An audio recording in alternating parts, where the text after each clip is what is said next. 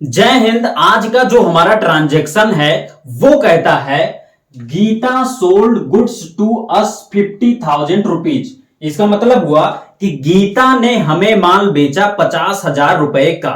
अब इस ट्रांजैक्शन का कैसे जनरल एंट्री किया जाएगा, इसको बहुत ही आसान भाषा में आज हम समझने वाले हैं। दोस्तों, जब भी हमें किसी ट्रांजैक्शन का जनरल एंट्री करना होता है तो उसमें पहला स्टेप होता है कि आप उसमें कौन कौन से अकाउंट ओपन करने वाले हैं या फिर इसमें कौन सा अकाउंट ओपन होगा। तो इसको कैसे जानेंगे उसको यहां पर देखते हैं। सबसे पहला जो आपका शब्द है वो क्या है? गीता है।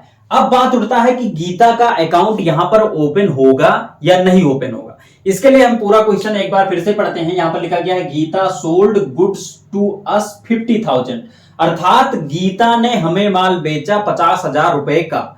इसको एक दूसरी तरीके से बोले तो हमने गीता से माल खरीदा 50,000 रुपए का। अब यहां पर यह चीज नहीं कहा गया है कि जो माल गीता ने बेचा हमको वो उधार बेचा या नगद बेचा।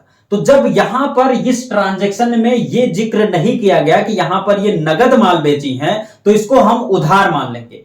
तो जब कोई व्यक्ति उधार माल बेचता है या उधार माल खरीदता है तो उसके लिए वहां पर उसका अकाउंट ओपन करना जरूरी होता है। अर्थात यहां पर अगर गीता जो है ये अगर उधार माल हमको दे रही है, अगर हम गीता से उधार माल खरीद रहे हैं तो हमें गीता को जानना जरूरी है, गीता का अकाउंट ओपन करना जरूरी है। उनके अकाउंट में हमें यह लिखना जरूरी है कि 50,000 रुपए हम बाकी हैं। तो इस चीज को लिखने के लिए यहां पर ये जो गीता है इनका अकाउंट ओपन किया जाएगा। उसके बाद में अब बात उठता है कि सोल्ड अर्थात सेल का अकाउंट ओपन होगा या नहीं होगा। तो यहां पर मैं आपको बता दूं, यहां पर सेल का अकाउंट नहीं ओपन होगा। क्यों नहीं ओपन होगा? क्योंकि यहां पर ध्यान दीजिए, यहां पर Geeta sold good to us, अर्थात गीता किसी चीज को बेच रही है, गीता माल को हमें बेच रही है।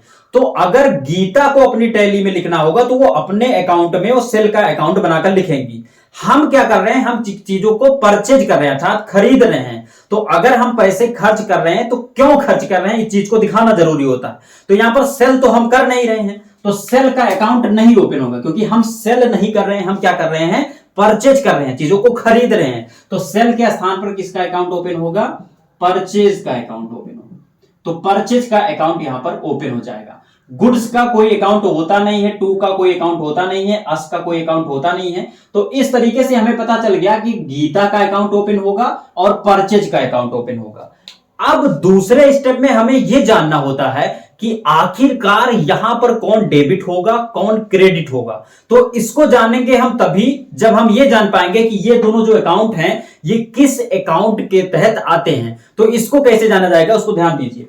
यहां पर लिखा गया है गीता। अब गीता का जो अकाउंट होगा ये क्या है? ये पर्सनल अकाउंट है, एक व्यक्ति विशेष का अकाउंट है।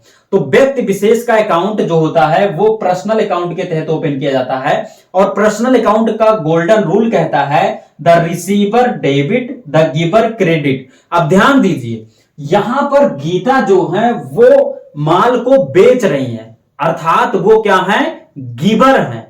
माल क्या कर रही है? वो बेच रही है, माल को दे रही है, तो वो क्या है? गिवर है। तो गिवर होने के कारण ये क्या हो जाएंगी? क्रेडिट हो जाएंगी। तो गीता क्या हो जाएंगी? यहां पर क्रेडिट हो जाएंगी। अब बचता है परचेज। अब परचेज का अकाउंट जो होता है ये ओपन होता है आपके नॉमिनल अकाउंट के तहत। और नॉमिनल अकाउंट का जो गोल्डन रूल कहता है वो कहता है all expenses and loss debit all income and gain credit. तो ध्यान दीजिए, हम अगर कोई चीज को परचेज कर रहे हैं, खरीद रहे हैं, तो हमारे पास से पैसे खर्च होंगे, अर्थात हम पैसे को एक्सपेंस करेंगे। तो यहां पर जब लिखा गया है all expenses and loss debit, तो क्या हो जाएगा? एक्सपेंस करने के कारण ये परचेज अकाउंट हमारा क्या हो जाएगा? डेबिट हो जाएगा। अब हमको क्या पता चल गया कि एक क्रेडिट हो जाएगा एक डेबिट हो जाएगा। तो अब यहां पर इसको कैसे लिखा जाएगा उसको भी जान लेते हैं। इसको लिखने का तरीका है कि सबसे पहले आप डेबिट वाले पक्ष को लिखेंगे। तो यहां पर आप लिखेंगे बाई परचेज अकाउंट डेबिट कितना? 50,000। उसके बाद में टू गीता अकाउंट क्रेडिट 50,000। तो इस तरीके से ये जो आपका ट्रांजैक्शन था इसका जनरल एंट्री किया जाएगा। आई होप कि ये वीडियो आप सभी को अच्छी लगी होगी। अगर वीडियो अच्छी लगी तो वीडियो को लाइक कीजिए। मिलेंगे किसी नए वीडियो में, तब तक के लिए जय हिंद।